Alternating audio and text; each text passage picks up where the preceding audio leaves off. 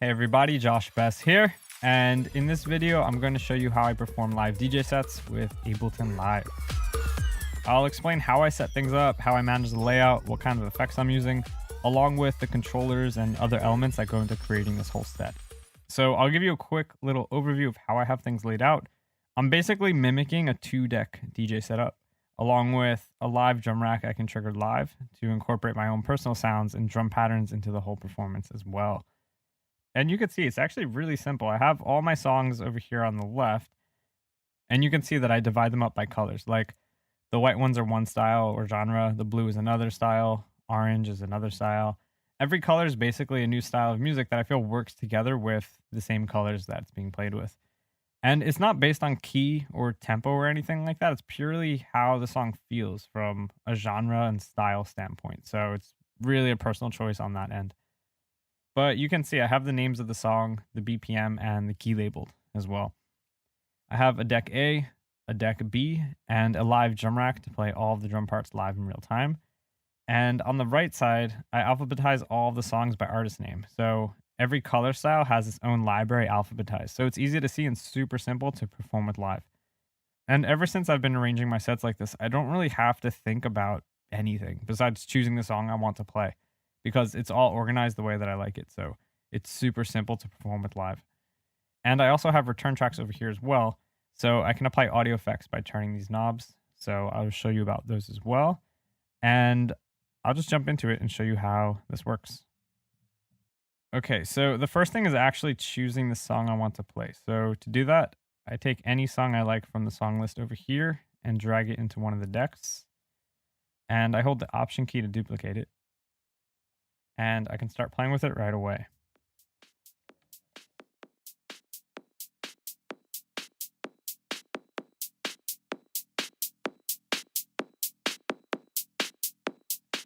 I can control EQs to bring the low end in, beat repeat devices,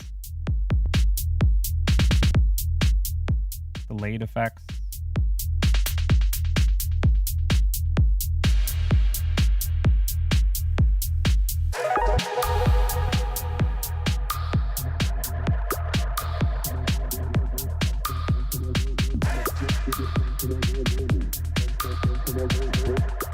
distortion effects.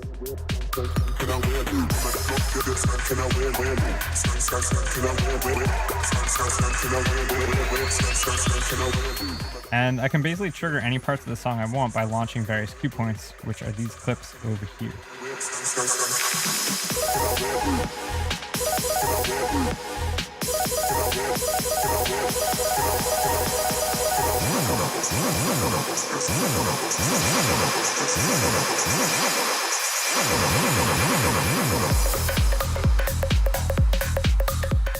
And if I want to bring in another song, I can do the same thing and drag this over to deck B.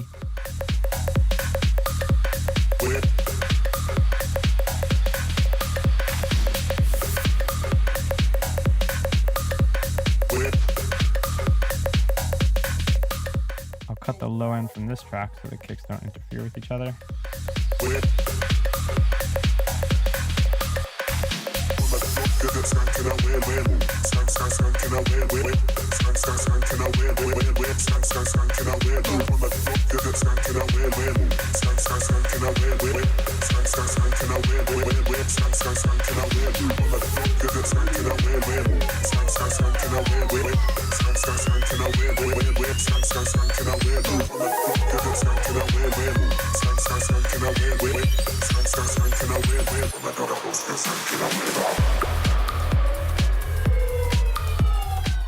I'll bring the tempo down a bit.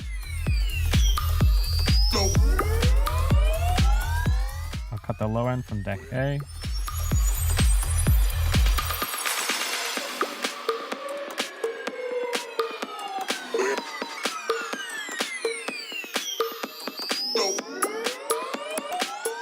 And then bring it back in on deck B.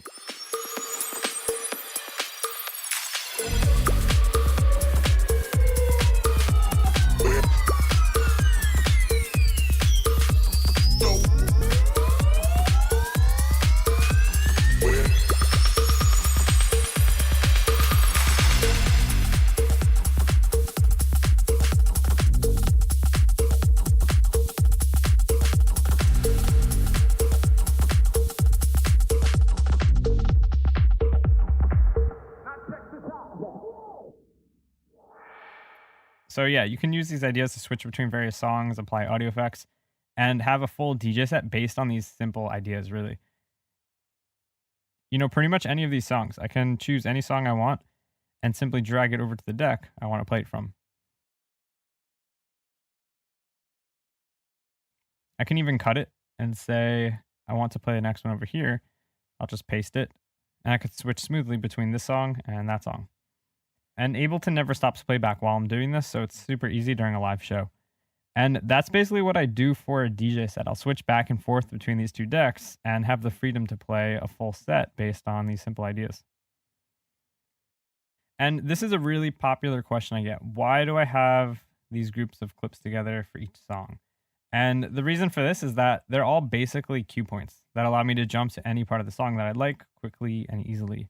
For example, the top clip is usually the full song starting from the beginning. So I have the option to simply play that song from start to finish. And I usually do something similar for the other parts. For example, part A, this is usually where the drums come in or something noticeably different from the intro. A break where the drums drop out. Sometimes there's a vocal break or something to fill in the space that's not a pounding drum part. B, which is where the beat comes back in, but a different section from part A. Another break, part C, and then an end loop here. The end loop is super important for me because I can take this loop and it basically repeats forever, allowing me to take as much time as I'd like to mix into the next song. You know, sometimes I just let the song end depending on how it sounds, but other times like this, I like to create a loop to have something more to work with. And during live sets, instead of using my mouse to click on these clips, I use this controller, a Novation Launchpad. And what I do is move this little red box around the session view in Ableton Live. And that allows me to launch the clips in Ableton from here.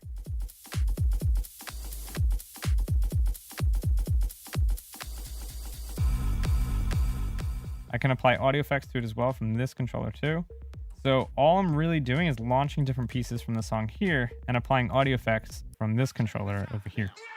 Now check this out. Now check this out. Now check this out. Now check this out. Now check this out. Now check this out. Now check this out. Now check this out. Now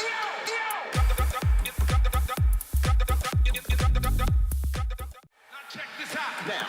Now check this out. Now check this out. Now check this out. Now check this out. Now.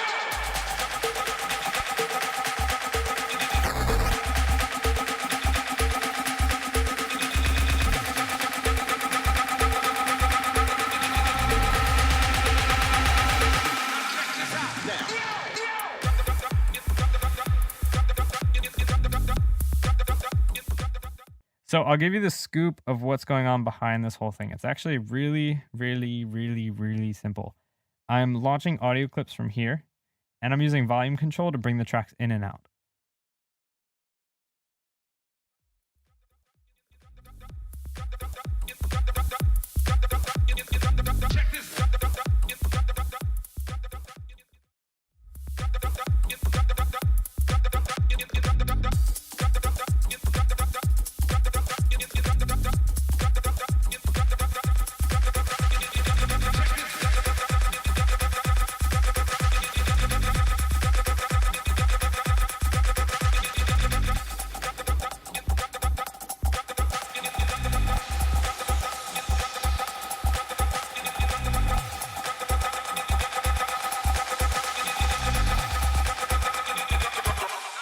And then on my master, I have this custom audio effect rack that I built, controlling filters, beat repeats, and other effects.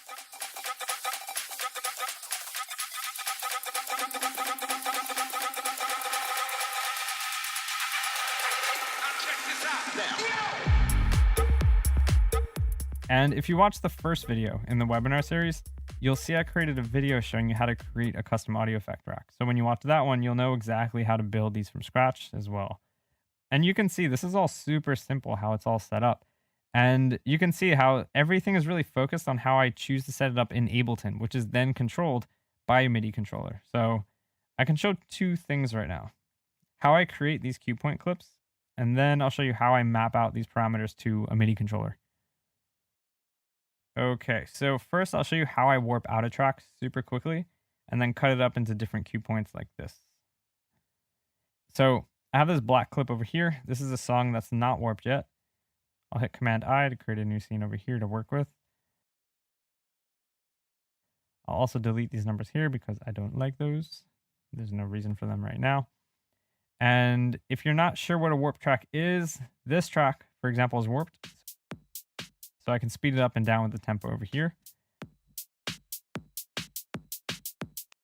But this song is not warped yet. So if I change the tempo over here, the song doesn't speed up or down. So I'll warp this out. And the quickest way to do it, I already know the song's at 125 BPM. So I'll change this to 125.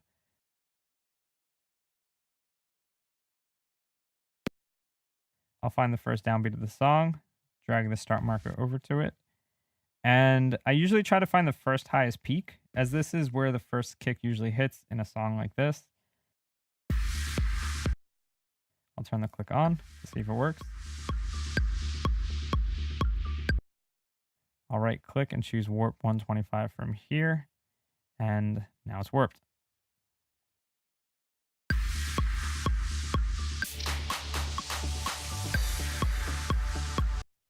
And I'll show you what happens if you choose the wrong tempo, for example. Like if this is at the wrong tempo of the song, and I try doing the same thing, you can easily hear it doesn't line up with the click. So if you choose the correct tempo up here and then warp it out, if the song doesn't change tempo throughout the whole thing, then you can do it in one click like this.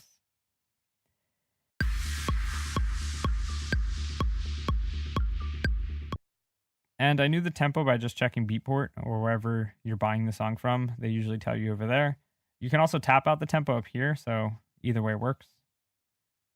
And here, I'll make this blue. And from here, it's really simple. I'll duplicate this clip with Command D. And then I'll find my part A by moving the start marker.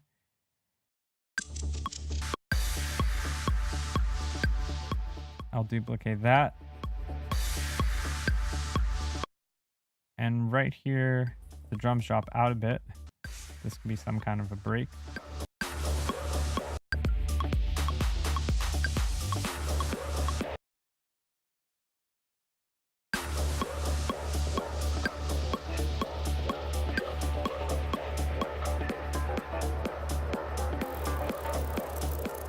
Duplicate that.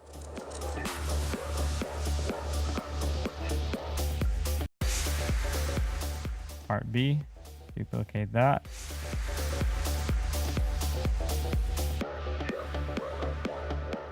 Break, duplicate.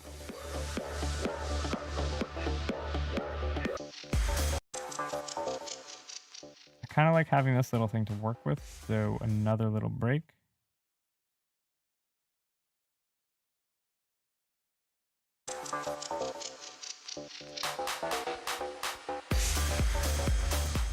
And then I could put this here too, fade out at the end.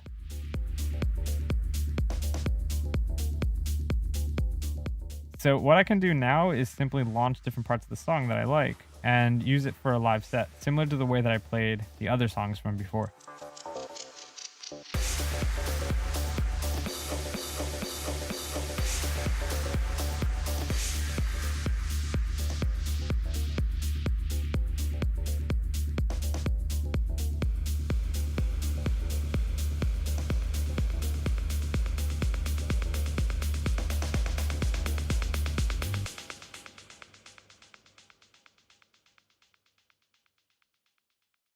I can drag it over to any deck I'd like, and you can see it's super simple the way that I create this whole layout.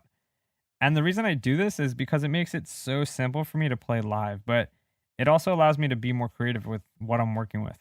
You can hear the type of music that I'm playing could work well with long, slow transitions or with hard chops and cuts, and having the flexibility to jump between these mixing styles is really helpful for myself during a live DJ set.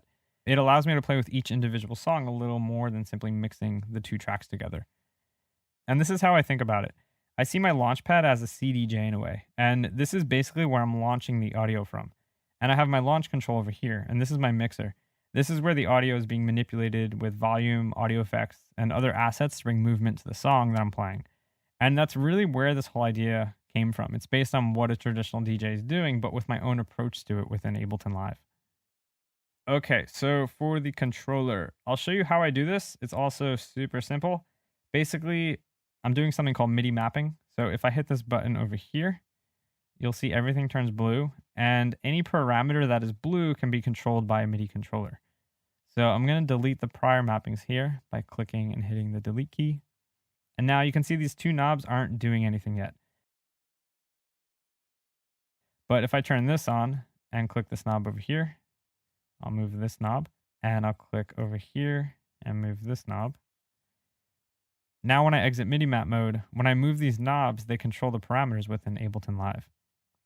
And that's what allows me to perform live with a MIDI controller, with everything I set up within Ableton Live. And from there, I can start adding all these other effects in there.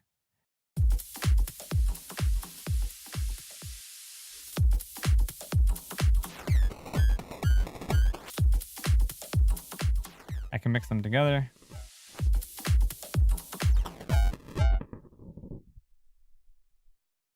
You can do so many things now from this simple method, even on individual tracks. For example, I have an EQ3 that I use to pull out the low end. So on deck B, this knob pulls out the bass for these tracks. And on deck A, the other knob pulls out the lows for that track. And this idea allows me to simply mix two songs together without having the low end colliding and overdriving the system with bass. Like, for example, these two tracks have kick drums with a lot of low end in them. It's a little too much to play together, so I can pull out the bass in one of the tracks and let the low end from the other track drive the groove. And this simple idea allows me to mix two songs together cleanly and choose exactly when I want the low end to come back in, which is especially helpful during club events.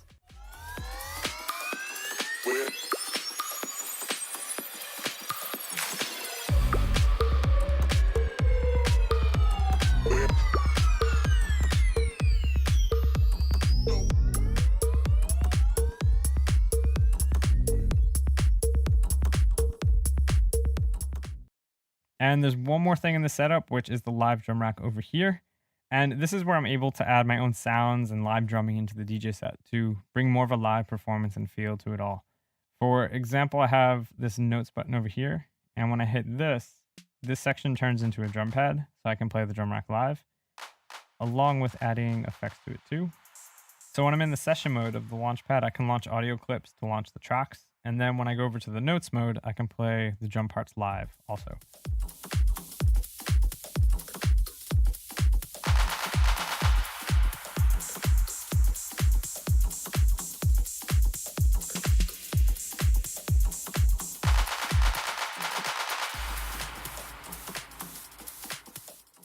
And I can actually put multiple drum kits into this track over here too, to change the sounds for different songs.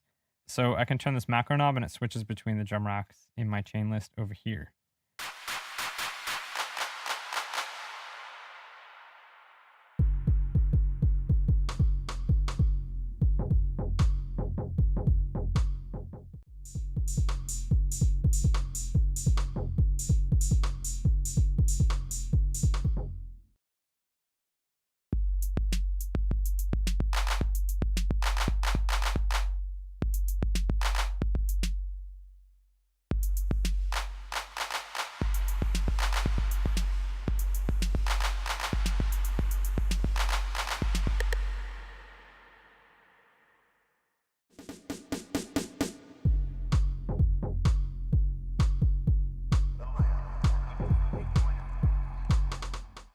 And that's pretty much how I set everything up and play during a live set. I have a whole bunch of songs I can choose from, mix together, and play live drums as well. It's very simple how it's set up, but it works out really nicely for what I want to do during a live set. And I'm always changing the way I play and set things up, but this style is something that I've been comfortable recently using. I'd say the only drawback to this way right now is the way that I choose the songs to play. You know, instead of dragging the songs in with a mouse, I can probably figure out a better way to do it.